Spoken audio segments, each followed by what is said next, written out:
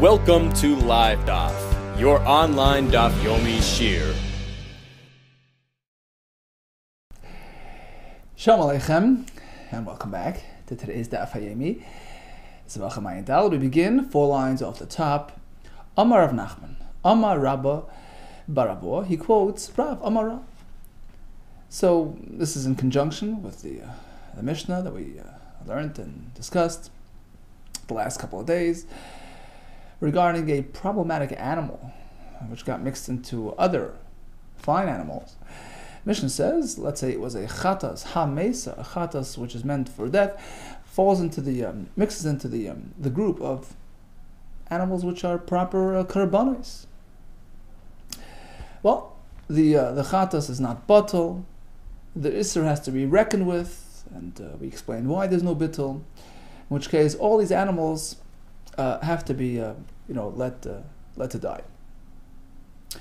So, continuing on this topic of an isser mixing in with heter, here's an example of a tabaz shel avodas kechavim, a ring used to adorn avodah zarah. So it's avodah zarah material, which is off limits for us, totally forbidden.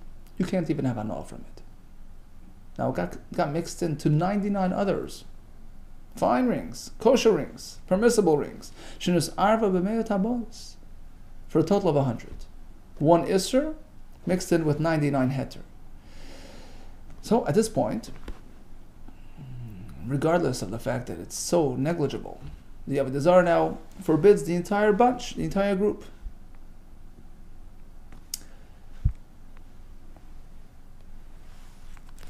Even a kolshu, even one in 1,000 is not going to be bottom.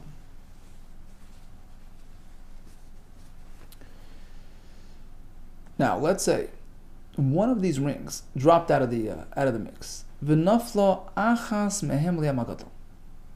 Okay, so some explain, by the way, that the point is because avodah zarah is not bottle, irrespective of its minuscule quantity, and some learn because a ring is davar choshev, something of importance, something special, something unique, and is not bottle. In any case, we have a problem. The whole mix right now is asr.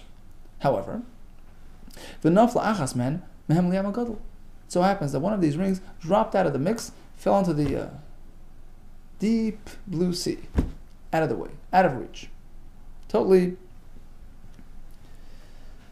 unretrievable. Hutra kulan. That saved the day. Now you can use the rest of the rings. Why? The Amrina, now we can speculate. Let's assume that the one that dropped out of the mix, the one that fell into the sea, was the Isser. We'll blame the Isser on that one. And now the rest is okay. And Tesis explains, because how could we be so easy on this? He says, Menat Torah, really, it's bottle, but with the Rabbanan, we keep it unbottle, and in this case, where one fell out, we just sort of blame it on the Isser. By the way, Tesis says that dafka, if it fell out on its own, but if he himself did it, that he can't, we don't allow it. And dafka, he says, when it's totally out of the way, it's unretrievable. But if it's right here, just off to the side, we don't apply this leniency. We don't say, "Oh, let's assume that's the isser and the rest is okay." And some of Harshim explain because the concern is that he might just take it out of the mix instead of waiting for it to separate. So only in this unique, bizarre case where one just dropped out of the blue into the deep sea, then hutru kulan damrinan, we say hach the nafal hainu d'isra. Okay, so that's Rav speaking. Eisvei Rava l'Rav Nachman. So Rava asked Rav Nachman, who quoted Rav, he asked him a question. Look at our Mishnah. One animal amongst 10,000. What's their fate? Misa. Okay, because since that chatas was lemisa, so all of them now have to be put to death. Why?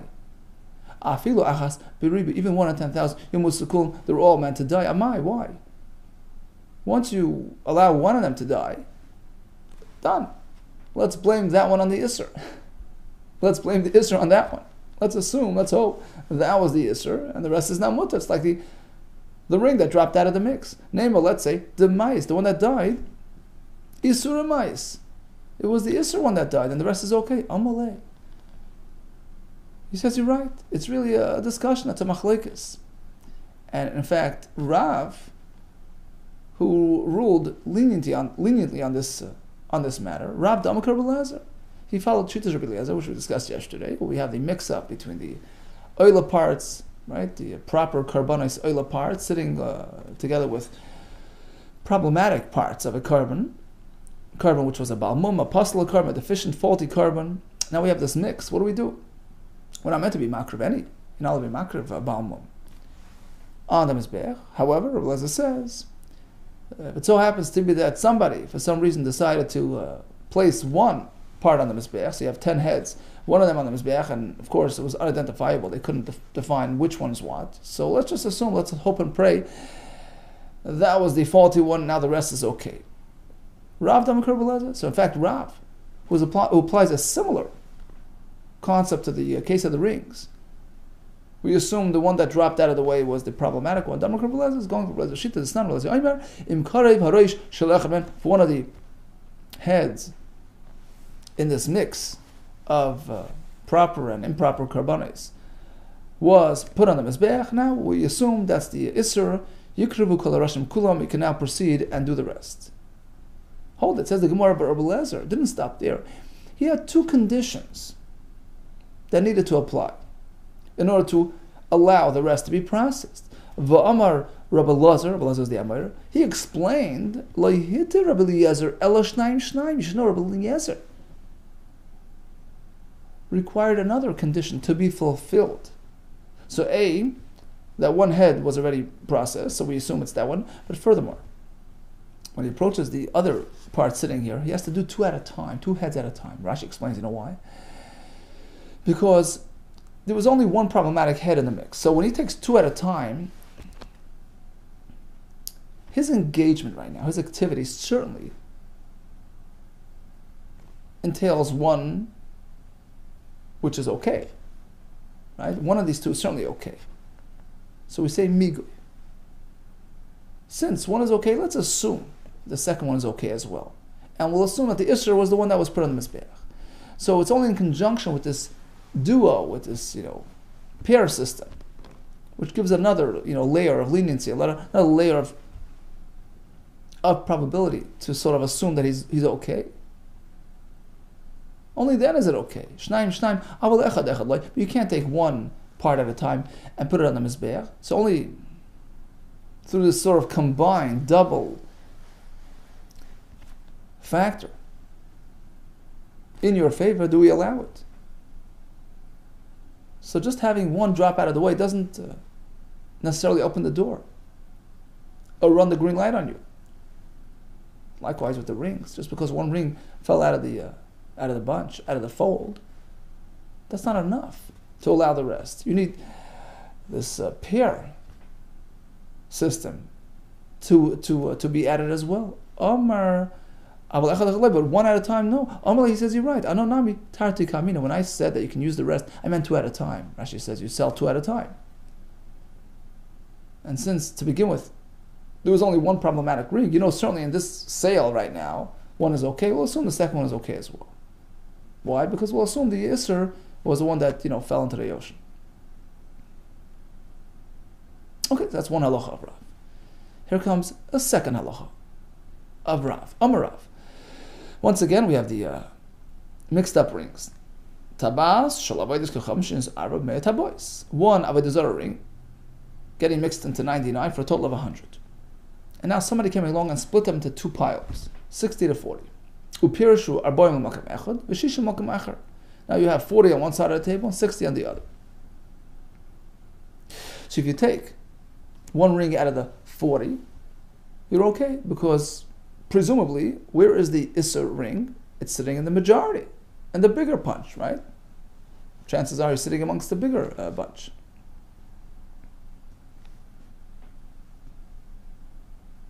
So Pirsha Achas Me'arboim, if you take one out of the 40, Einoi Seres, you take it and it falls into another bunch, it doesn't cause any problems.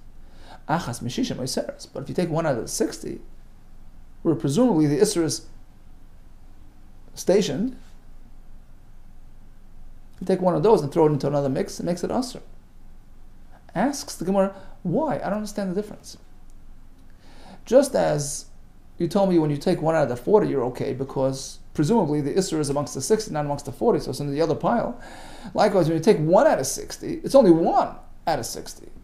So, what are the chances that the Isser is in my hand versus in the 59 remaining behind?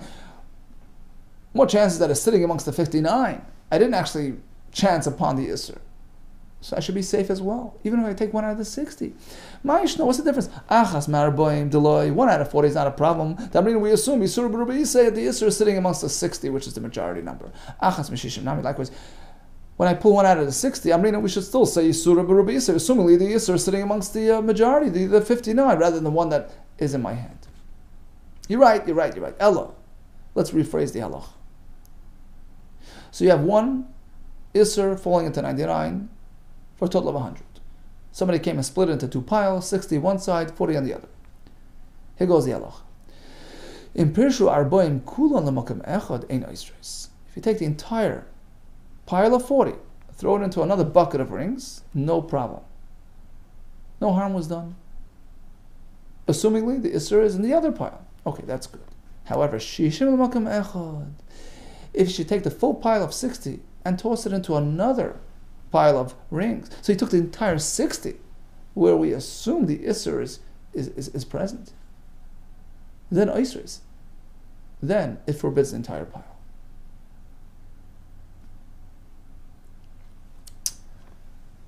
Okay, so according to Rav,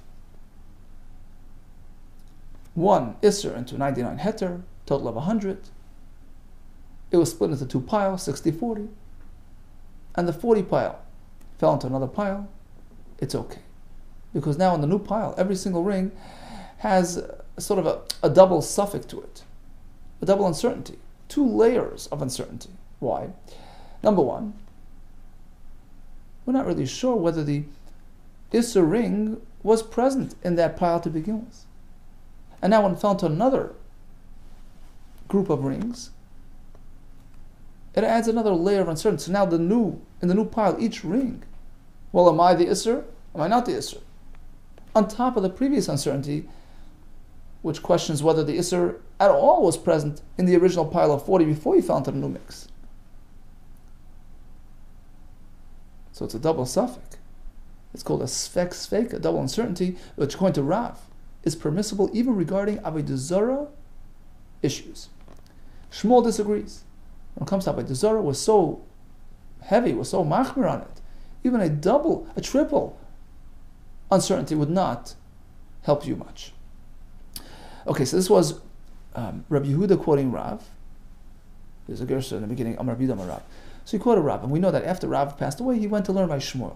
Risaka made the Shmuel, so Rabbi Yehuda relates further. When I presented this halacha of Rav to Shmuel, that we allow, after a double, a suffix occurs, we allow even Avodah Zarah material. Amar Li, he responded by saying, no. Let go. Don't apply this type of kula to Avodah Zarah. But Avodah Zarah, the Isser stays on perpetually, all the way. Whether it's one suffix, one mix, or even a double uncertainty, 2 mixes, all the way till the end, forever. Here comes a kasha. Brisa clearly says, a single suffix would not allow. Suffix of asura, but usfek, a double suffix is okay, muteres. Ketzat, for instance, here's an example. You have one glass, which was used for Avodah Zarah, offered to Avodah Zarah, whatever, it's asur, on account of Avodah Zarah. Now it got mixed in with a whole storeroom of glasses. You can't identify. Kulan asur. So now each glass in that room is asur because he's a suffix. Maybe I am, maybe I'm not, right? However, if one of those glasses was removed from that room and now got mixed into 10,000 other glasses, so now every one in this new mix is really a sfek, has a double uncertainty to him. Because, number one, who says the Isser even transferred out of the storeroom to this new mix? And number two, who says this individual glass in this new mix is that one that transferred? So it has a double suffix. Even if it went a step further. Let's say from this new mix, separated one glass and fell into another mix of 10,000. With Torah, we say it's okay. Now Taisus points out that really, even without the third step, it would be okay, but it just highlights the point that according to Shmuel, it will be usher even all the way down the line. That's one approach of Taisus. In any case, we're dealing with more than just a simple uncertainty. It's a double, triple suffix, it's okay. That's a kasha on Shmuel, who says that no, Avodah Zarah carries on. In fact, Tanoi, it's really a machlekes Tanoim, as we're going to see. And the question again is, we know Avodah Zarah is us. We know even one suffix is us. What about a double suffix? So Shmuel, who says asr, he'll follow a certain opinion discussed in the next brisa. The Sanya or Bidoimer. Once again, we have a question of mixes, double mixes, Rimoy Badan. We have these special pomegranates, which happen to be asr. Arla, asr bahana. And due to its uniqueness, like we said yesterday, it's not going to be batal. Oisrin bekolshu, even one and many is not batal, it's asr. The whole mix is asr. Ketzah, for instance, one of these fruits fell into 10,000.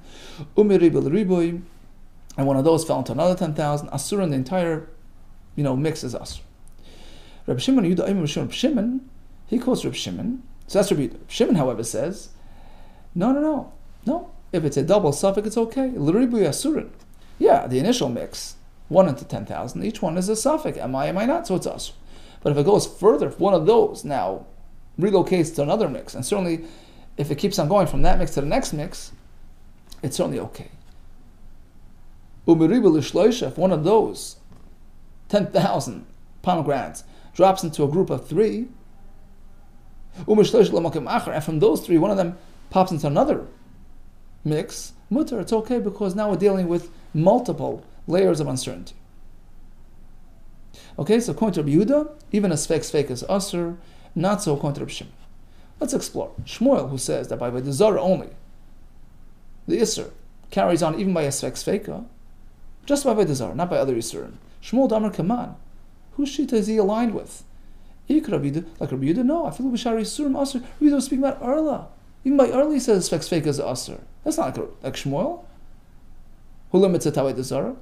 Rabbi Shimon, is Shmuel like Rabbi Shimon? No, just the opposite. I feel according to Rabbi Shimon, even by Avodah Zarah Yisur, a sfek is okay. So we're stuck. What do you mean Shmuel is going like who's he going? Perhaps we'll say, yeah, Rabbi Shimon allows sfek by other Yisurim like Arla, but not by Avodah Zarah. Shani Rabbi Shimon draws that distinction between Avodah Zarah, where even he would concede that a sfek is also like Shmuel, L'shar Yisurim versus other Yisurim like the pomegranates of Arla, where he says it's okay. Well, that would be an issue, because we had that brisa earlier, which clearly told us that by Avodah Zarah, 1 suffix is asr, 2 suffix is mutter, and we don't seem to find any shita that holds that way. Elah the Sanya, suffix Avodah Zarah masura, usfek muteres. So how are we going to sort of label that brisa discussed earlier that by Avodah Zarah 1 suffix is asr, 2 is okay? Mani, whose shita is that? It's not going like Rabbi Yehuda, who says that not just Avodah Zarah, any isser would be a problem sfek. For Rabbi Shimon, nor is it like Rabbi Shimon, who we just suggested would hold that by Avodah Zarah 2 suffix is asr. So we're sort of stuck, and we assume, since we find a disagreement between Rabbi Yehuda and Rabbi Shimon, we assume that brisa reflects at least one of these opinions, not sort of an unknown third opinion. So back to the question. Shmuel, who says that by Avodah Zarah only, sfek is asr, whose shita is he aligned with? Says the word Rabbi Shimon. You're right. That brisa, which says that by Avodah Zarah, sfek is mutter, it's going like Rabbi Shimon. Because Rabbi Shimon doesn't differentiate. He says sfek is always okay, whether Arla or Avodah Zarah. So back to the question of Shmuel. But Shmuel, who says about Avodah Zarah, double suffix is asr, and only by Avodah Zarah, savak Rabbi Yehuda, be'echada, upalagli be'echada. On the one hand, he adopts Rabbi Yehuda's shita that by Yisurim a sfek is still asr, upalagli be'echada. But on the other hand, he disagrees. He only adopts his shita regarding Avodah Zarah. He considers it to be more strict, more stringent. Pasuk says, "Vayisachem kamayu." Get it out of the way. Even a drop is a problem. Even any sort of, avodah element, as minuscule, as unlikely as it is, it's asur.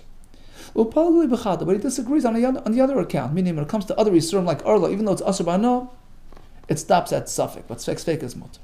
Amar, let's just go back and clarify one clause of this brisa. Reb Shimon says, if this falls into this mix, and one of those falls into the next mix, and so on and so forth, it's mutter. And how do you describe this sequence? He says, Amar. So we learned, Meribu l'shloisha, so the pomegranate fell into 10,000. One of those dropped into 3, the next mix, and one of those 3 into the next mix. It's mutter. Now, why the number 3? I mean, certainly understand, you can't just mix 1 and 1. 1 and 1 is not a mix. So if from the initial mix of 10,000, 1 popped out and landed together with just 1 more, so now it's just 2 together, it's 1 and 1, that's not really a mix. That doesn't really generate another layer of uncertainty, because when it's 1 and 1, it's like 50-50, you have to deal with it stringently. You have to assume that, it's a suffix issue. It doesn't really gain another layer of uncertainty there. That only happens when it falls into a mix where the majority is okay. So now you have another reason to believe that every one in that mix is okay. That adds another layer of uncertainty to give us a total of 2. So certainly 1 and 1 wouldn't work. But why 1 into 3? It could be 1 into 2. As long as we have a majority over this questionable pomegranate that fell in from the first mix, which may have contained the Isra. As long as you have a majority against him, that gives another element of leniency, another element of kula, which adds another suffix to every one in that mix. Now, every one in that mix can boast sveka. Well, maybe I'm not the one that fell in, maybe I was here originally. Right? And even if I came from the earlier mix, maybe the Isser was never there. Maybe I came from the earlier mix, but maybe I wasn't the Isser. The Isser pomegranate is still sitting in the earlier mix. So in the second mix, you have a sveka, but that's only because, as we said, you have a majority against this newcomer. Okay, let's just clarify again. We have a pomegranate, Isser, dropping into 10,000. So every one of those is now Asr Misafik. Maybe he's Mutter, maybe he's Asr. One of those drops into 2 more, for a total of 3. Technically, any one of those 3 is Mutter. It's Sveka. Because, look, pick one up and say, look,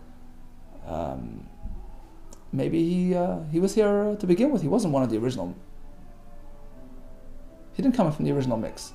And even if he did come from the original mix, who says the one that transferred was the Isser? Okay, so to get to that point, all you need is that it should get mixed into another 2. And as we explained, 1 and 1 wouldn't work. Just a total of 2 wouldn't work, because you have to go to Chumrah. You can't just assume that he's okay, because whenever it's 1 and 1, 50-50 makes it Asr. So you need a majority of heter to create that another layer of uncertainty, another layer of suffix. But that's enough. You don't need 3 more.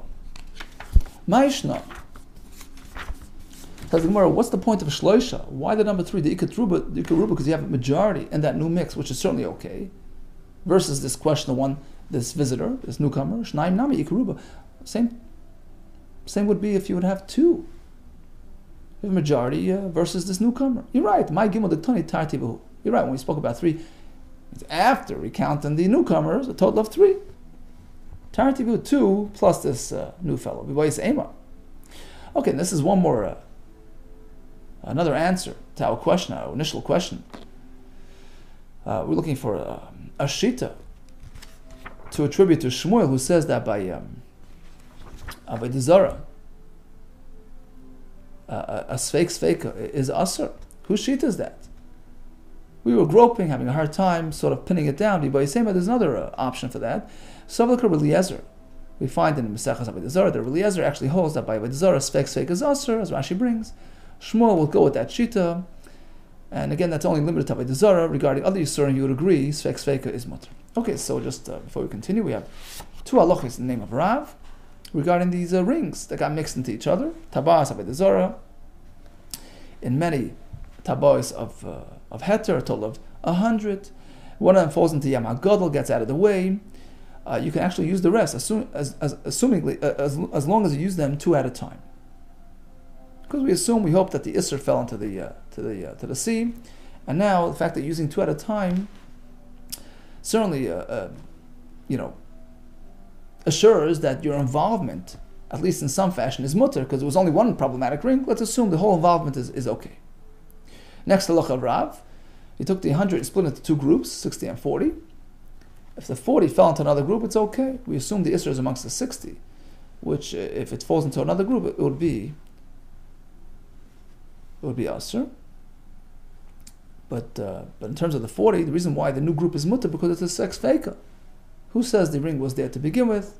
And regarding each ring now, who says I'm the ring that was transferred from the maybe I was here to begin with. Maybe I wasn't one of the 40 that came in here. So each one has a Sfek Sfeika. That's Rav Shita, whereas Shmuel disagrees.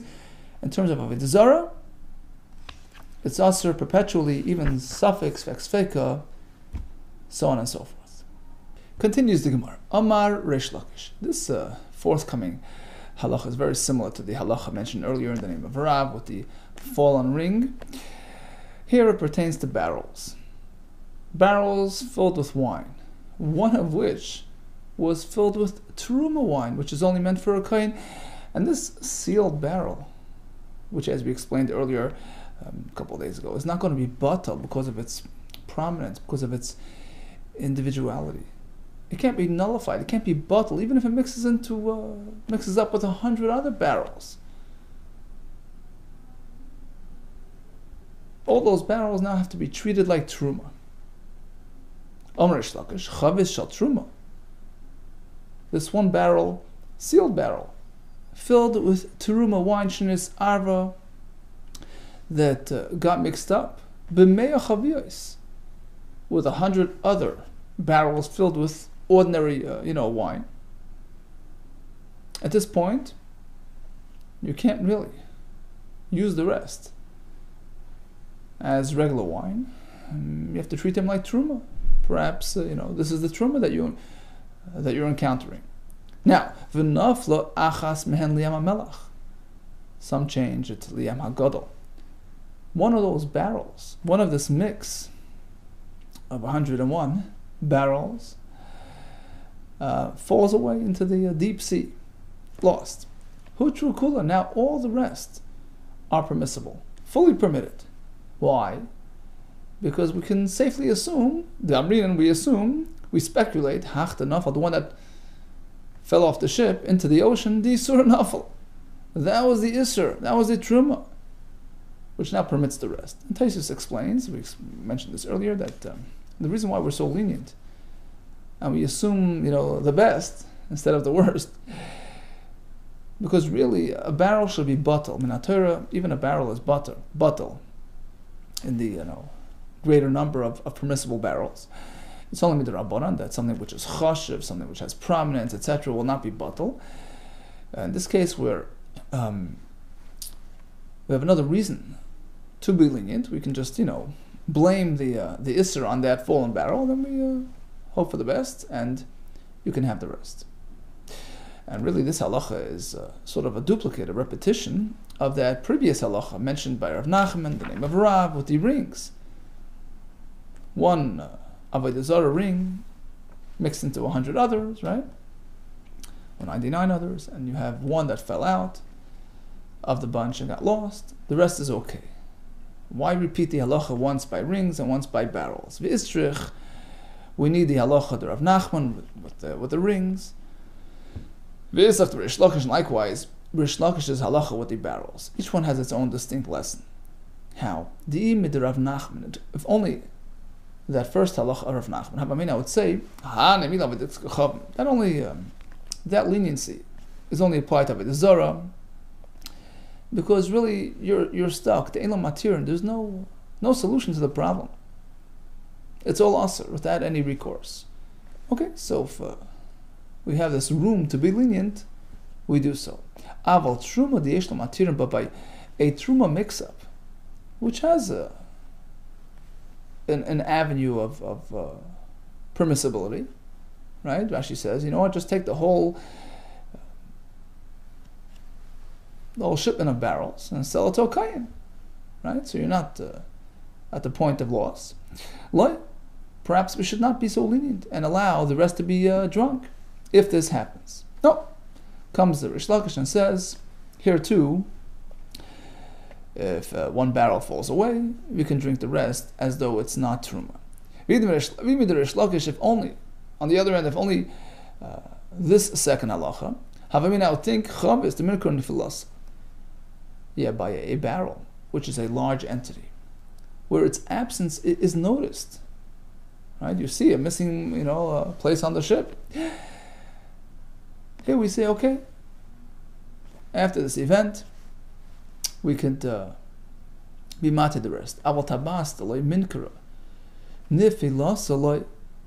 perhaps when it comes to rings, where each ring is small and not so noticeable, perhaps we should not allow the rest just because one fell away, because perhaps it's not so discernible that it happened, and people might not realize, and it's going to cause confusion. Why are you allowing this? And it's going to cause all kinds of misunderstandings. Perhaps we should not apply this kula tzrichi. That's why we have both halachas, whether it's a ring, whether it's a large barrel, the same principle applies in both. Amar Rabba, however, he disagrees. He says, actually, Rish Lakish spoke about barrels and barrels only. The minkur nifilasa, because its absence is noticeable. That makes it clear cut. But if the issue is a mix of, let's say, figs, where each individual fig isn't really such a impressive entity, so there, even if one falls away, the mix is still asr. Rav Yosef Amar says no. Afilu te'ena. Rish Lakish would agree even by a small, item like a fig, like a ring. The same concept would apply. You know why? Because just as when it falls into the mix, right, the forbidden fig drops into a mix of 100 others, right? We say, well, it makes it asr. So people realize, a fig is a distinct entity. That's why it's going to forbid the entire mix. Likewise, if it leaves the mix, right? Has to work both ways, right? If we can make it asr, we'll make it mutter upon its disappearance. Everybody understands, right? There's no room for misunderstanding. Okay, so Rish Lakish teaches us that the truma barrel mixed into the other barrels will make everything asr in the meantime, unless and until one barrel falls away, disappears. Now we can hope and pray that was the Isser barrel and everything is mutter. The question is, would he apply this to small insignificant items as well? We have a discussion about that. Okay, Amr Lazar. Here comes another issue regarding mixed barrels. Chaviz shal truma shenafel b'kuv chaviyos. We have this one barrel filled with truma, a sealed barrel, which is not going to be bottled, even though it got mixed up with 100 other barrels of non-truma material. Okay, a sealed barrel is not bottled. However, suppose he decides to uncork a barrel. At that point, it's bottled.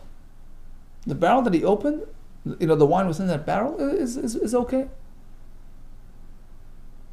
Because even if that barrel in fact contains truma, once it's open, it cannot be bottled. Because as we said, really, one part of truma is bottled in 100 parts of non-truma, unless it's a sealed barrel, which is no more.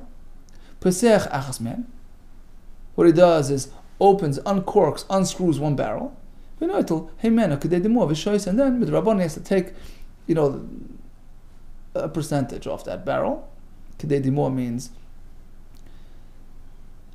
a percentage corresponding to the truma that mixed into the entire, collective group. which in this case is 101th. It's 1 out of 101, right? That's the amount of truma that we have in this whole mix of 101 barrels. 1 barrel truma and 100 non-truma.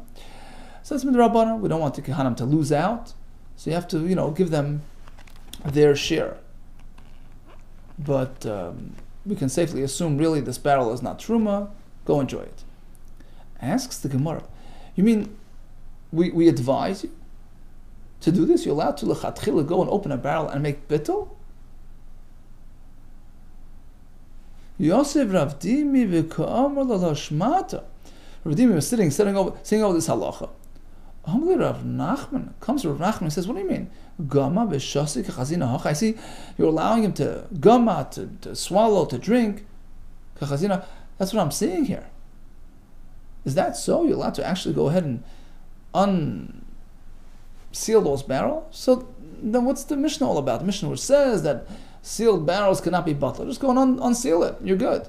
Obviously you can't. You're not allowed to manipulate this mix and do bittul when there's no bittul. Rather, if it happened, I'm not telling you to do it. It's not advised. It's not permissible to actually go manipulate it and be mevatel. Niftacha achasman. Let's say it happened to open up. The butler came along, not realizing the issue, opened up the unsealed the barrel. Then we say, once it's opened, it could be bottled in the greater mix. In the rest of the barrels, and then you just have to remove a certain percentage and give it to the kohen. Another scenario regarding barrel mix-up. 1 barrel of truma gets mixed in with 150 non-truma barrels. And it so happens that somebody came along and unsealed 100 barrels. Okay, so those barrels are safe, right? But the other 50, the outstanding 50 sealed barrels, what happens to them? Okay, so v'niftachu me'amen, 100 were opened. Noit le'menakadei more, shoysa. So he removes the percentage of truma and, like we explained. And he drinks the rest. Usha'ar, but the rest, the other 50 which are still sealed, asurin, off limits, until they're opened. What would be the reason to allow them? I mean, why would I think? You can argue, you can say, you can suggest that perhaps since 100 were opened and 50 are unopened, we have to guess where is the truma barrel situated. More chances that it's sitting amongst the 100, which is a majority, rather than amongst the 50. So that would really allow us to drink the 50, no problem. No, we don't say that. We do not say Isura Baruba Isay, that the Isur is situated amongst the majority. We don't say that. So as long as they're sealed, they're off limits. And of course, if they get unsealed, they become bottled like the other ones. But until that happens, you cannot assume anything. Those 50 have to be treated like truma.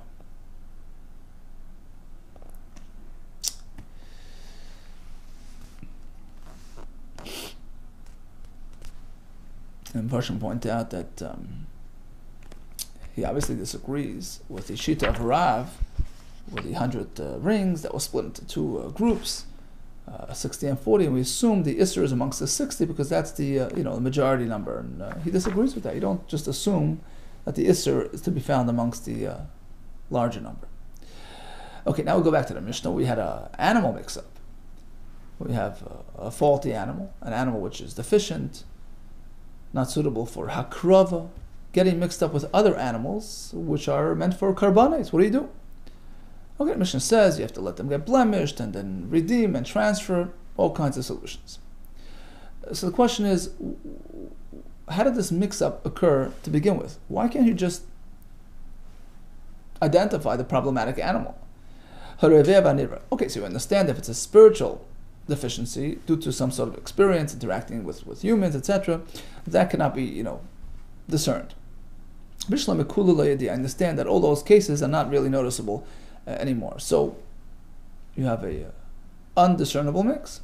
Eli treifa, but one example mentioned in the Mishnah is a treifa. Treifa is an animal with a critical wound.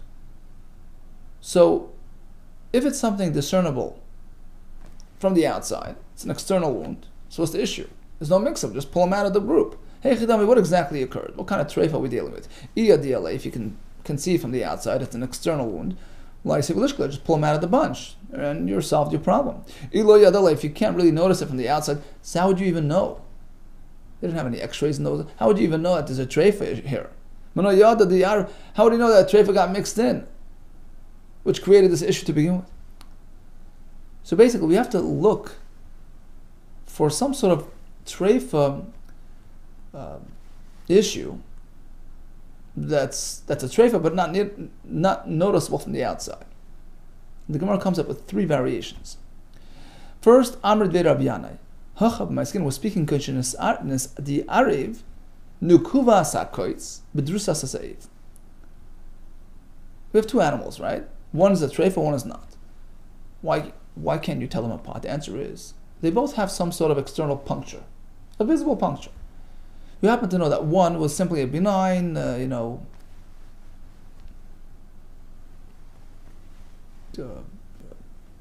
thorn, right? Got punctured by a thorn, pricked by a thorn, by a piece of wood or something, right? Nothing dangerous, nothing critical. Whereas the other one was attacked by a ze'ev, by a wolf, right? Who inserted his nails, and the Gemara says, Rashi says that his eres is some sort of poison that gets inserted, and that labels the animal as treifa. So externally, they're both similar. Both have punctures. But you know that one is a treifa, one is not. And that's what happened. And that's why you have a mix, which is undiscernible. The Arab Nukubas HaKoitz, one animal which was struck by a koitz, a thorn, something, sharp instrument. Rashi says it was just a surface puncture. It didn't really permeate the interior cavity, so it doesn't make it a treifa. But Drusa says, as opposed to the animal which was attacked by a wolf. Rish Lakish Amar in the Arab in a fula. Your carbon got mixed into an animal which had fallen off the roof. So there's no visible external signs of anything going on, but the halacha is you have to suspect that perhaps there's some internal bleeding, some internal wound. So again, it's something that happened. You know for a fact one of these are considered a treifa, but you can't really identify it from the outside, so you don't know which one is which. Asks the Gemara, what do you mean? If it's merely a nefula, a fallen animal, there's also a simple solution. There's a simple way out. Nami libdike, just do a bedika. If it stands up, if it could walk, right? And that solves the issue. Then you know it's healthy and Kesavar amda tzricha meisleis. Rish Lakish holds that even an animal who had fallen but got up on its own, on its own four legs, still you have to wait 24 hours to determine, whether it's going to survive. And even if it walked, tzricha bedika, you're not done. After you do the shchita, you have to check. You have to do a thorough internal examination, and that's not appropriate. With respect to offering it as a korban, Rashi says, once, there's a good chance of it having problems, you can't bring it as a korban and rely on the bedika after korban. It's not something you do. It's not something that's a kavod for Hashem. Okay, so that generates an issue. One animal is a fallen animal. One, amongst the bunch, let's say you have two animals. One had fallen, one is not. You can't tell them from the outside, so you can't do anything with them. Rabbi Yirmiyah Amar, here comes a third variation. Could go in the Arab of la treifa. Your animal, your korban got mixed into another animal, which isn't the treifa on its own, but was an offspring, a child of an animal which is a treifa, which also labels it as a treifa. It has the Isra treifa on it. Why? Rabbi Lezer here. Going according to that Shita, the Amr who says, even a Vlad treifa, the child of a treifa, cannot be brought to the Mizbeach.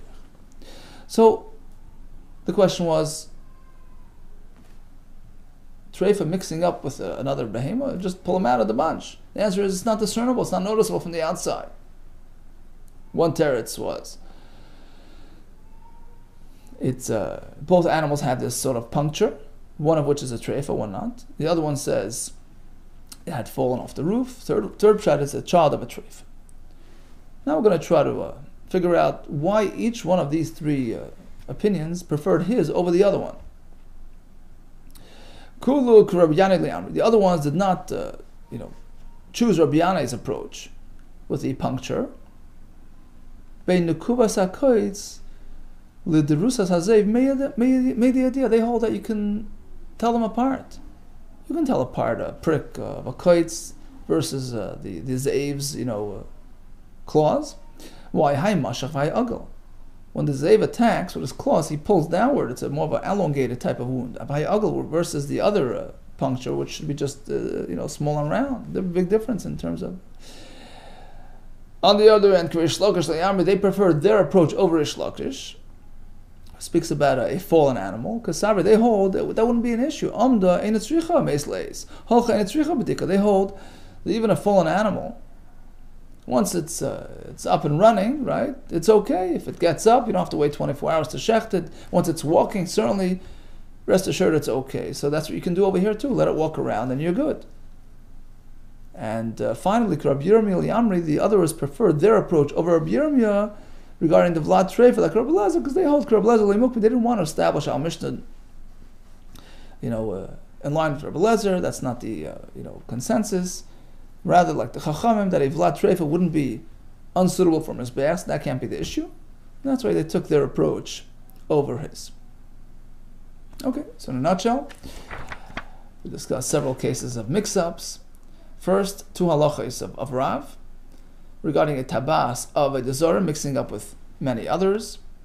In the first case, we have a leniency. If one of those tabais falls into the Amagadol, the rest are okay.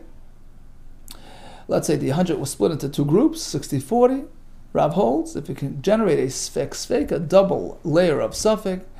So, for instance, if the 40 falls into another group, that would be okay, because now in the new group, every item there is a suffix, double suffix, whether he's the Isser. Versus if the 60 falls into a group, then you only have one suffix, because presumably the Isser was amongst those 60. So it's Aser. Shmuel holds that when it comes to Avodah Zarah, even as Sfek is Aser. We have Rish Lakish who applies Rav's concept to barrels. The question is whether, to what extent would Rish Lakish agree with Rav by small items or not. We had a discussion about that. We spoke about the Chavis Shal Truma, while sealed is not batal, but once it's opened, it becomes batal. We discussed 3 possible variations of a treifa mix-up. All the best to you and Atzlachra.